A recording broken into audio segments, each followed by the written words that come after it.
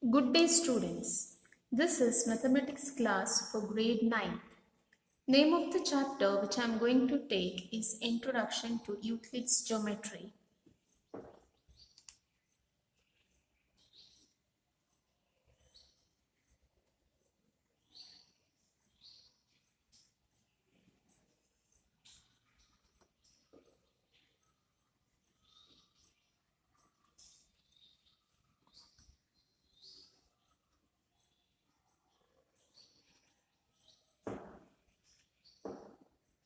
Students, take down the points while I am teaching.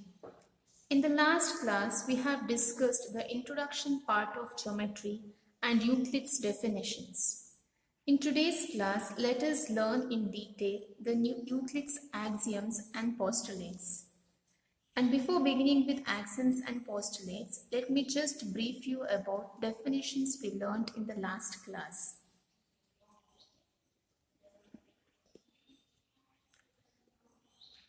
First definition, a point is that which has no part.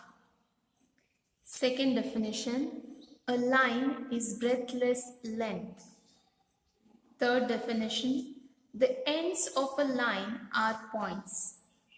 Fourth, a straight line is a line which lies evenly with the points on itself. Fifth one, a surface is that which has length and breadth only. Sixth one, the edges of a surface are lines. Seventh one, a plane surface is a surface which lies evenly with the straight lines on itself.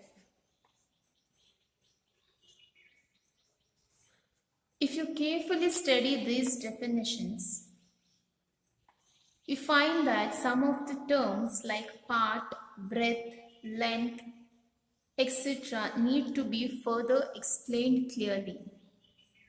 For example, consider his definition of a point. In this definition, a part needs to be defined. Suppose if you define a part to be that which occupies area, again an area needs to be defined. So, to define one thing, you need to define many other things, and you may get a long chain of definitions without an end. So, for such reasons, mathematicians agree to leave some geometric terms undefined. A similar problem arises in definition 2 above. The definition 2 is a line is breadthless length. Since it refers to breadth and length, neither of which has been defined. Because of this, a few terms are kept undefined while developing any course of study. So in geometry, we take a point, a line, and a plane as undefined terms. The only thing is that we can represent them or explain them with various objects or physical models. Next, we will proceed to Euclid's axioms. Euclid assumed certain properties which were not to be proved. Why not to prove? We need proof for everything in geometry, right? These properties did not require any proofs because they were obvious universal truths. Therefore, Euclid's axioms were obvious universal truths. He divided the properties into two types. The assumptions which are made strictly on the basis of geometry, known as the postulates.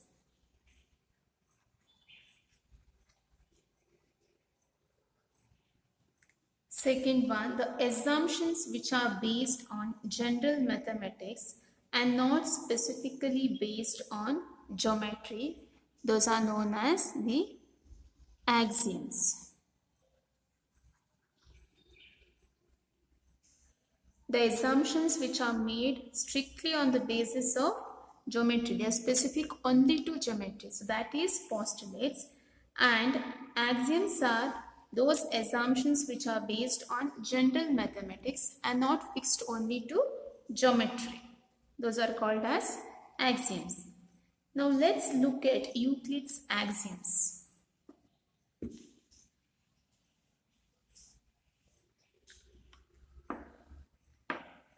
Euclid's first axiom is things which are equal to the same thing are equal to one another.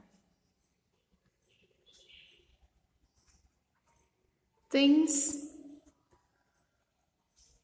which are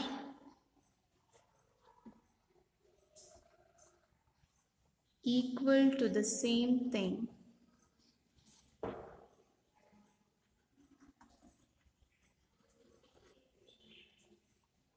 are equal to one another.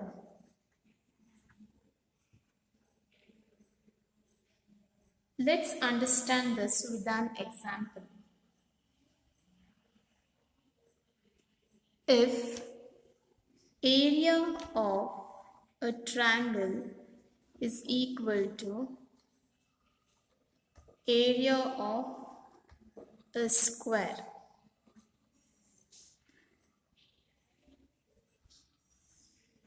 an area of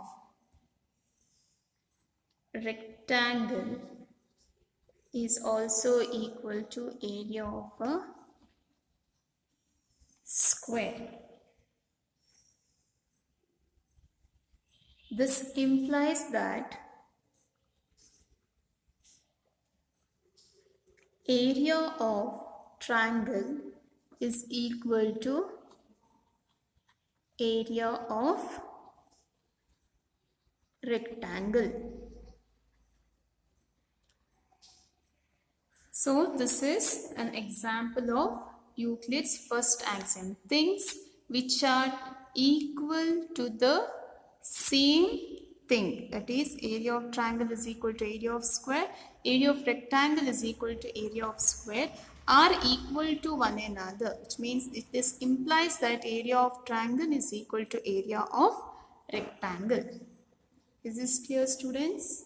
Yes. Next is axiom 2. If equals are added to equals, the wholes are equals. Suppose you have two line segments AB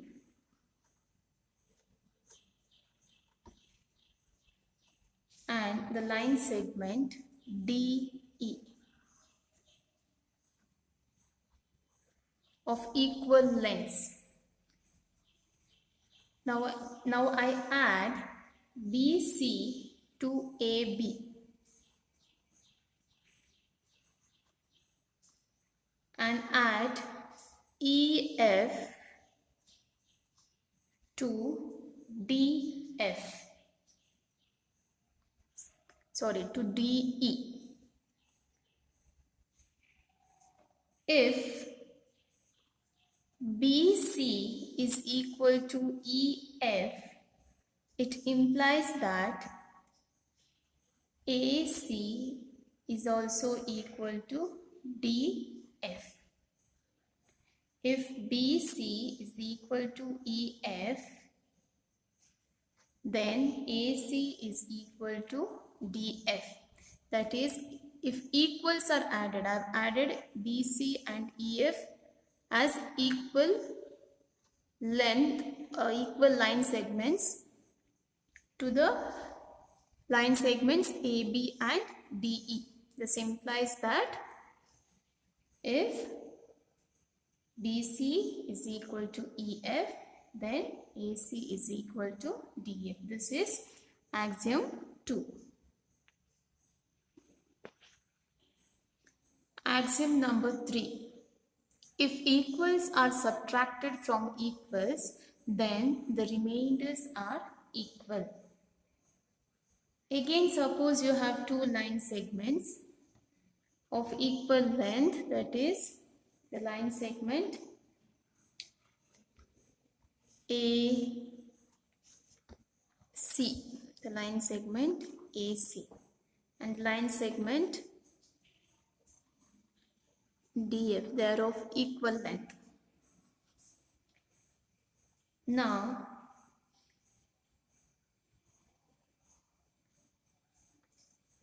there's a point B here and there's a point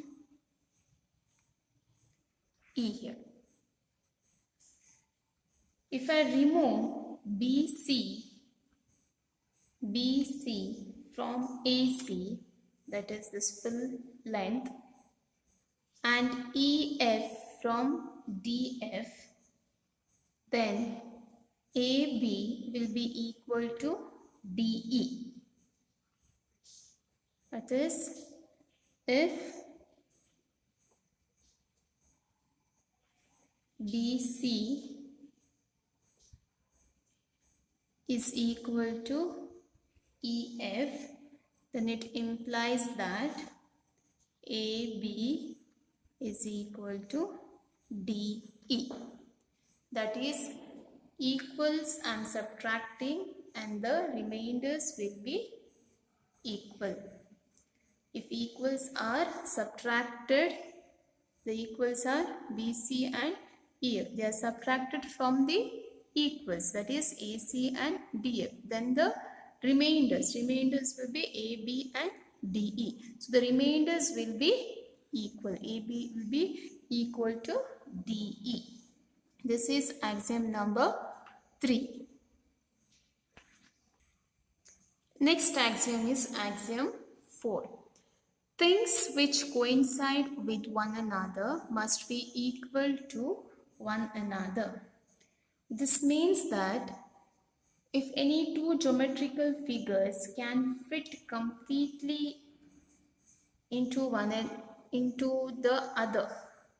For example, if you have a square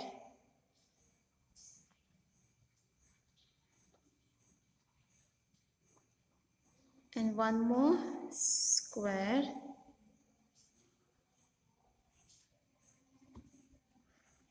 if these two geometrical figures, if they can fit completely into the other, so this square, if I fit here, it should cover completely. That is, it should fit completely into the other. That is coincide. Things which coincide with one another must be equal to one another. They are equal to one another because they coincide, or one fits into the other. That is, one can fit completely into the other. Next axiom is axiom 5. The whole is greater than the part.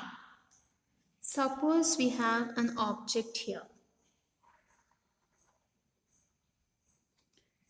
and I divide this object into 4 equal parts,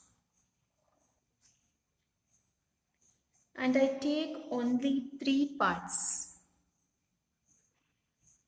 1 part, 2 part, and 3 part. That is 3 out of 1, 2, 3 out of 4. That is 3 by 4. Now 3 by 4 is less than 1. Therefore, the whole is greater than the part. Next axiom, axiom number 6. Things which are double of the same things are equal to one another. Now suppose we have water in the left hand side glass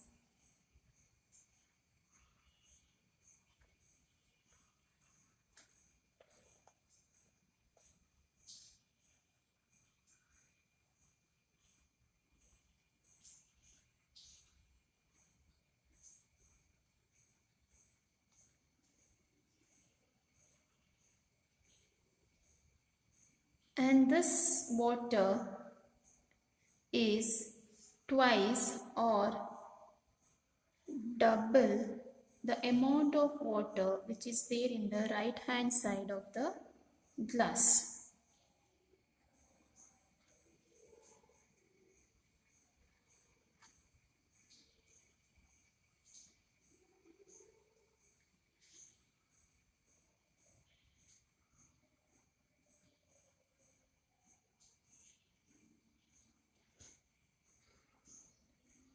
Also, the water in the bowl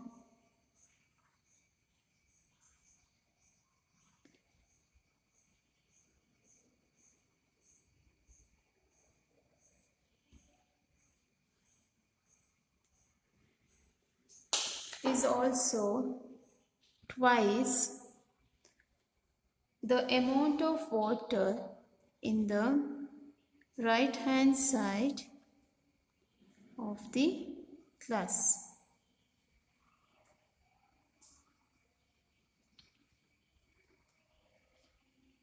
This means that the amount of water in both the glass and the bowl is the same, as both are double the amount of water in the half filled glasses.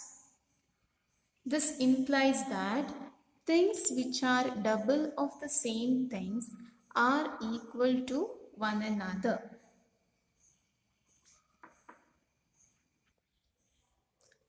Axiom number 7. Things which are halves of the same things are equal to one another. Suppose I cut a watermelon into two halves. The two halves will be equal to one another, and this is the meaning of this axiom, that is axiom number 7. Now next, let us understand what are postulates. Euclid's postulates. Postulate number 1. A straight line may be drawn from any one point to any other point.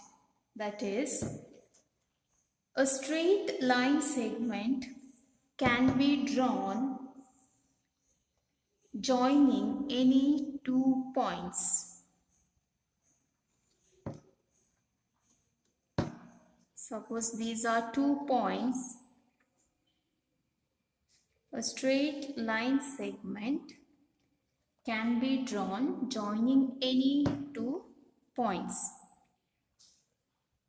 For a line segment to be drawn, we need 2 points. Even if the points are this way, I can join it with a straight line.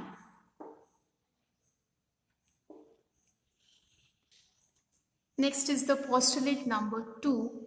A terminated line can be produced indefinitely, which means any straight line segment can be, suppose this is a line segment AB, any straight line segment can be extended. I can extend this line segment from both the ends in a straight line itself. This is the meaning of the second postulate. Postulate number 3. A circle can be drawn with any center and any radius, which means given any straight line segment, suppose this is a line segment,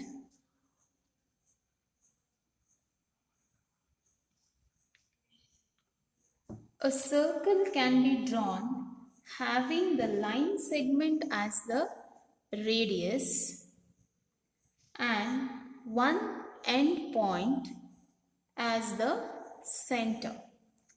This is the center O. So a circle can be drawn having the line segment as the radius and one end point as the center.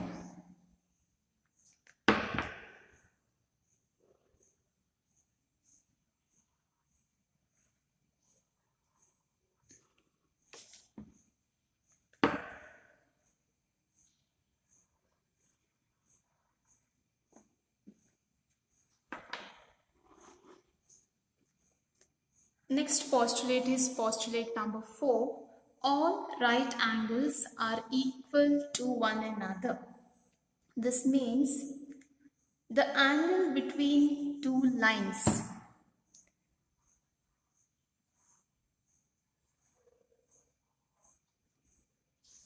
these two are the lines, and the angle between the two lines, which are perpendicular to each other, is always the same. It is 90 degree, that is the right angle. So this is the meaning of this postulate. All right angles are equal to one another.